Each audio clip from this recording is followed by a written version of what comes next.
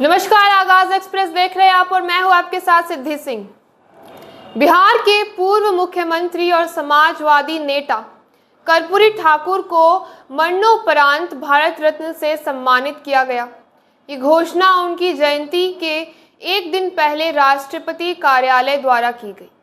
प्रधानमंत्री नरेंद्र मोदी ने उन्हें सामाजिक न्याय का प्रतीक बताते हुए कहा कि दलितों के उत्थान के लिए उनकी अटूट प्रतिबद्धता और दूरदर्शिता ने भारत के सामाजिक और राजनीतिक ढांचे पर एक गहरी छाप छोड़ी है। कर्पूरी ठाकुर को सामाजिक न्याय और उत्तर भारत में पिछड़े वर्गों की वकालत करने वाले राजनेता के रूप में जाना जाता है।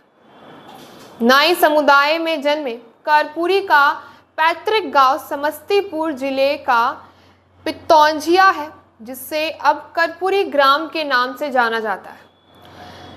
सीमांत किसान के बेटे कर्पूरी ने बिहार के मुख्यमंत्री और उप मुख्यमंत्री के रूप में कई पदों पर सेवा दी है और उनकी सरल जीवन शैली आज भी प्रेरणा के रूप में देखी जाती है। 1977 के दशक में मुख्यमंत्री के रूप में उनका कार्यकाल समाज के वंचित वर्गों के लिए महत्वपूर्ण था। समाजवादी विचारधारा से प्रेरित कर्पूरी ठाकुर राष्ट्रवादी विचारों से प्रभावित थे और उन्होंने ऑल इंडिया स्टूडेंट्स फेडरेशन का हिस्सा बनकर राजनीतिक यात्रा की शुरुआत की थी। उनकी विचारधारा को राम मनोहर लोहिया ने और आकार दिया, जिनके साथ वे निचली जातियों के उत्थान के लिए संघर्ष करते रहे। एक ऐसे समय में जब राजनीति में धन और बाहुबल का बोलबाला था, कर्पूरी ठाकुर सादगी का एक नया मिसाल बनकर के आए। स्वतंत्रता सेनानी और शिक्षक के रूप में पहचाने जाने वाले कर्पूरी ने सामाजिक न्याय के लिए कई ऐसे कड़े कदम उठाए। वे बिहार के पहले गैर कांग्रेसी मुख्यमंत्री बने और शराबबंदी लागू की। साथ ही शिक्षा के क्षेत्र में भी सुधार किए। अपने कार्यकाल में उन्होंने अंग्रेजी को अनिवार्य विषय के रूप से हटाकर ताकि पिछले वर्गों के छात्रों को उच्च शिक्षा सुलभ हो। उनकी नीतियों ने बिहार में पिछड़ी जातियों की राजनीतिक उत्थान की नींव रखी, जिससे जनता दल यूनाइटेड (जेडीयू) और राष्ट्रीय जनता दल (आरजेडी) जैसे पार्टियों का उदय हुआ। कर्पूरी ठाकुर की सादगी के किस्से भी मशहूर हैं। जैसे 1952 में ऑस्ट्रिया के एक प्रतिनिधि मंडल में जाने पर उन्होंने एक फटा हुआ कोट पहना था, जिसके बाद में युगोस्लाविया के शासक मार्शल टीटो ने बदलकर उन्हें एक नया कोट दिया। उनकी ईमानदारी भी बेमिसाल थी।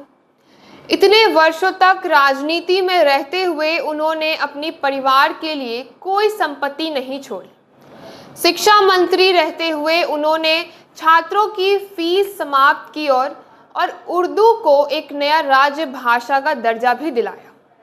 आज़ादी के बाद पहली बार बिहार में हुए हालिया जाति सर्वे में कर्पूरी ठाकुर की विरासत को आगे बढ़ाने का प्रयास किया गया। इस सर्वे से ये सामने आया कि बिहार की कुल आबादी का लगभग 2/3 हिस्सा पिछड़े समुदायों का है, जिसमें 36.1% अत्यंत पिछड़ा समुदाय और 27.12% पिछड़ी जातियां शामिल हैं। इस डेटा के आधार पर राजनीतिक रणनीतियों को एक नया रूप दिया गया और नौकरियों तथा शैक्षणिक संस्थानों में पिछड़ी जातियों के लिए रिजर्वेशन को भी बढ़ा दिया गया। बात करेंगे 1952 की पहली विधानसभा में, जब जीत हासिल होने के बाद भी बिहार विधानसभा का चुनाव नहीं हार पाए कर्पूरी ठाकुर। राजनीति में इतना लंबा सफर तय करने के बावजूद जब उनका निधन हुआ तो उन्होंने अपने परिवार को देने के लिए उनके नाम पर एक मकान तक नहीं था। हेमवती नंदन बहुगुणा ने अपने संस्मरण में ये बताया कि देवीलाल ने कर्पूरी जी की आर्थिक स्थिति को देखते हुए पटना के एक दोस्त से कहा कि अगर कर्पूरी जी को पैसे की ज़रूरत हो तो उन्हें दे देना चाहिए, लेकिन कर्पूरी जी ने कभी किसी से कुछ नहीं मांगा।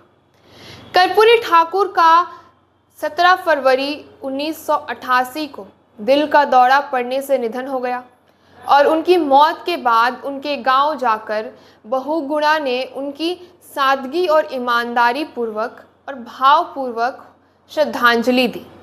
तो ऐसे तमाम खबरों के लिए जुड़े रहिए हमारे साथ और देखते रहिए आगाज़ एक्सप्रेस। धन्यवाद।